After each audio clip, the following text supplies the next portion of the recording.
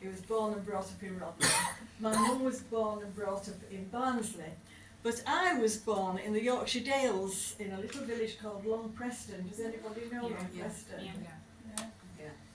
You're not from there, are you? No. Don't tell them. And so it's in between Settle and Skipton on the A65. So I went to school in Settle High School in Settle. And in 1966 I was doing my O-levels. And I had the hots for the English teacher. Oh my word, he was such a dish. He had a Beatles haircut, he was a bit of a rebel, and he was so enthusiastic about literature and poetry. And he ignited something inside me. I'm not sure it was poetry at first, but it ended up being poetry. And I've written ever since 1966. I've been published ever since about 30 years since I started getting published. So I left school because I was going to be a music teacher and I was going to Huddersfield College of Music. But it was the summer holidays and I'd been to see my gran, who only lived down the way at Hellifield, the next village. And who should come along but the Coalman with his son. And oh my, he was handsome, he was a dish. And I forgot all about the English teacher and fell madly for this wonderful chap, 18-year-old and strong, heaving coal about. David and I have been together now about 59 years. We've been married 57 years this August. And he was the Coalman's son.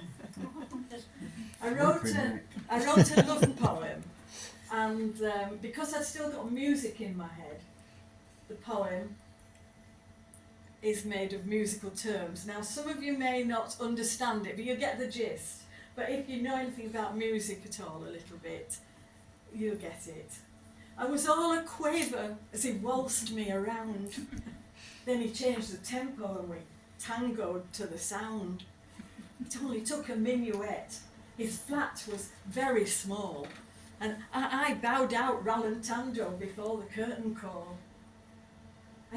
The phrase he used was simple, staccato and quite bass, and I gathered from the diatonic look upon his face that I'd better allegretto before he made me stay to repeat from the beginning in some other rhythmic way. I coda stayed, but I jived off to the bar and composed myself a moment with an iced tonic sulphur. Transposed, I felt much better and called a metronome.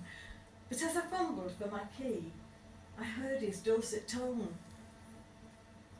He said, "Don't worry, I'll be brief."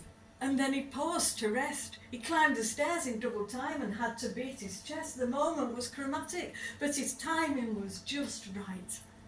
And when he said, "Let's tie the dot," I had to play by sight. My key became quite minor as we stood atop the stair, and I accidentally dropped it.